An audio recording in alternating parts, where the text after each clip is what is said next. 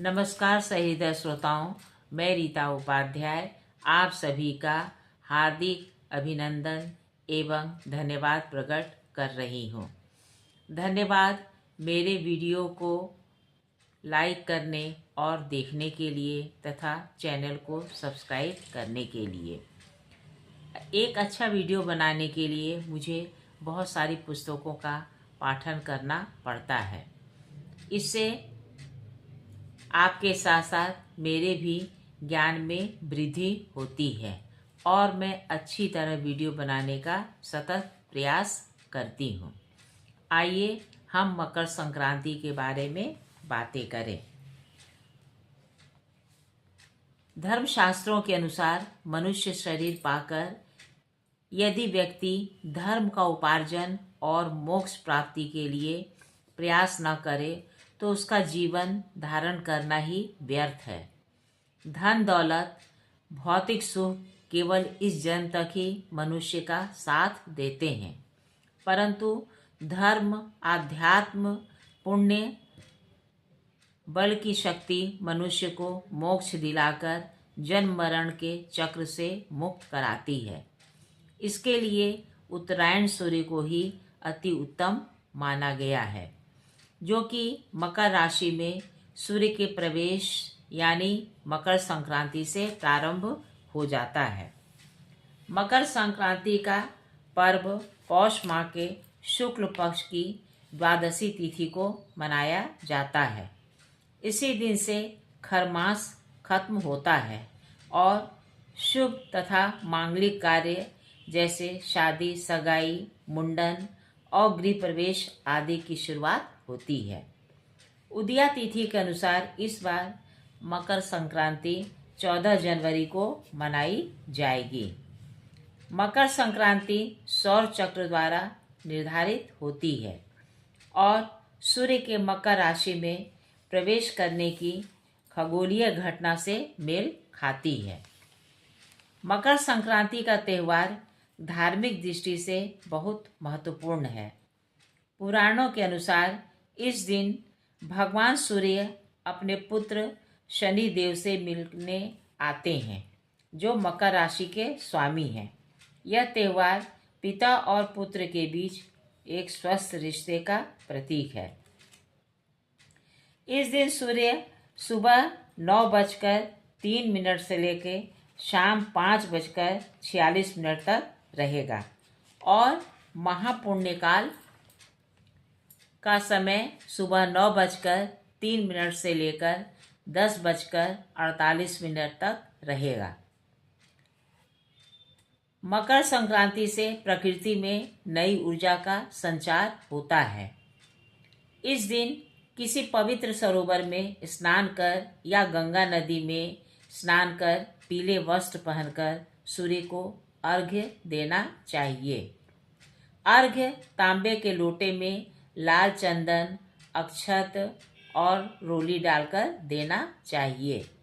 फिर तुलसी पूजन कर आदित्य हृदय स्रोत का पाठ करना चाहिए। तत्पश्चात काली उड़द की दाल और चावल की पकी तथा कच्ची खिचड़ी का दान करने की भी परंपरा है। इस दिन पितरों की आत्मा की शांति के लिए तर्पण भी किया जाता है। धार्मिक मान्यताओं के अनुसार मकर संक्रांति के दिन ही गंगा मैया भगीरथ के पीछे पीछे चलकर कपिल मुनि के आश्रम से होती हुई सागर में जा मिली थी। कहते हैं इसी दिन भगवान विष्णु ने असुरों का अंत किया था। उत्तरायण की अवधि देवताओं का दिन तथा दक्षिणायन देवताओं की रात्रि है। देवताओं के दिन उत्तरायण में नए गृह में प्रवेश, निर्माण, देव प्रतिष्ठा, साधना, सत्कर्म, यज्ञ आदि अनुष्ठानों के लिए प्रशस्त कहा गया है। यहाँ तक कि मृत्यु के लिए भी उत्तरायण की विशेषता शास्त्रों में वर्णित है। श्रीमद् भागवत गीता में भगवान श्री कृष्ण कहते हैं, जो ब्रह्मवेत्ता योगी उत्तरायण सूर्य के 6 माह दिन के प्रकाश, शुक्ल पक्ष आदि में प्राण छोड़ता है वह ब्रह्म को प्राप्त होता है।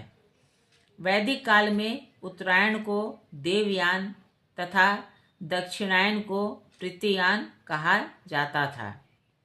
उत्तरायण सूर्य के महत्व को लेकर महाभारत का एक आख्यान विख्यात है।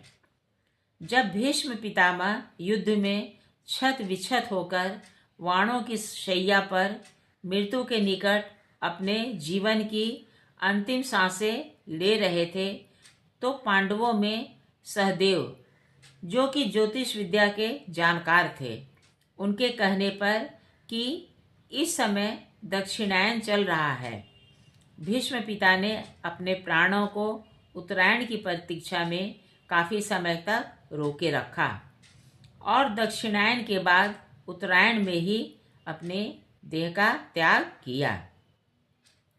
ऐसी मान्यता है कि मकर संक्रांति के दिन यज्ञ में दी गई मंत्र आहुतियों को प्राप्त करने के लिए देवता धरती पर अवतरित होते हैं।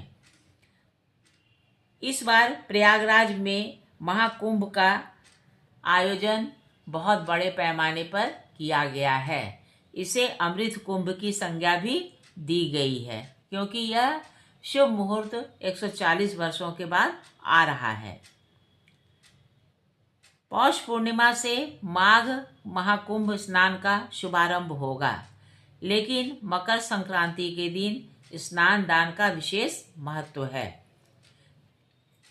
सूर्य की उत्तरायण गति व्यक्ति की मानसिक और शारीरिक ऊर्जा को सकारात्मक रूप से प्रभावित करती है, जिसके कारण शरीर में सक्रियता आती है। ऋषि महर्षियों ने प्रकृति के नियम एवं पर्वों के महत्व के पीछे छुपे वैज्ञानिक आधार के चलते मकर संक्रांति के दिन तिल और गुड़ का दान तथा सेवन करने की परंपरा बनाई। इस मौसम में तिल और गुड़ जैसी ऊष्मा प्रदान करने वाली वस्तुओं का सेवन स्वास्थ्य के लिए उत्तम रहता है। तिल और गुड़ में कई पोषक तत्व होते हैं जो शरीर को रोग प्रतिरोधक क्षमता को बढ़ाते हैं। तिल और गुड़ रक्त संचार को बेहतर बनाते हैं, जिससे शरीर में गर्मी बनी रहती है और ठंड से बचा जा सकता है। तिल और गुड़ पाचन तंत्र को भी मजबूत बनाते हैं। तिल में कैल्शियम होता है जो हड्डियों को मजबूत बनाता है। मकर संक्रांति पर मंदिरों एवं पवित्र नदियों के घाट, तीर्थ आदि पर तिल का दान ग्रहों की शांति के लिए किया जाता है।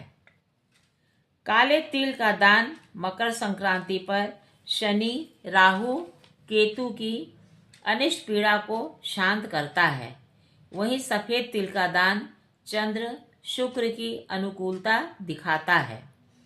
इस प्रकार घी, गुड़, तिलकुट आदि पदार्थों का दान उनसे संबंधित ग्रह की पीड़ा को शांत कर जीवन में सुख का मार्ग प्रशस्त करता है।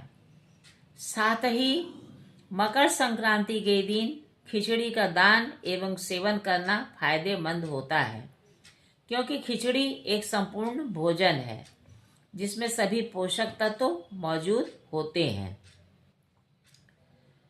इस दिन पवित्र नदियों अथवा तीर्थ स्थान, पुण्य, दान, जप, धार्मिक अनुष्ठानों का बहुत महत्व है। मान्यताओं के अनुसार इस अवसर पर किया गया दान पुनर्जन्म लेने पर 100 गुना होकर प्राप्त होता है। मकर संक्रांति पर घी और कंबल दान करने का भी विशेष महात्म्य है। मकर संक्रांति के दिन पतंग उड़ाने की भी परंपरा है। आइए मकर संक्रांति को हम सफल बनाएं। प्रयागराज में मकर संक्रांति का विश्व प्रसिद्ध मेला 14 तारीख से प्रारंभ होगा।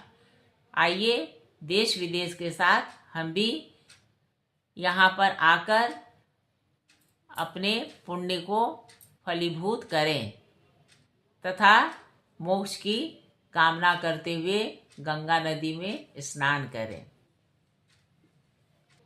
कहिए दर्शकों, मकर संक्रांति के महात्म का वर्णन आपको कैसा लगा? अगर अच्छा लगा हो तो कृपया इसे लाइक और सब्सक्राइब कीजिएगा। नमस्कार।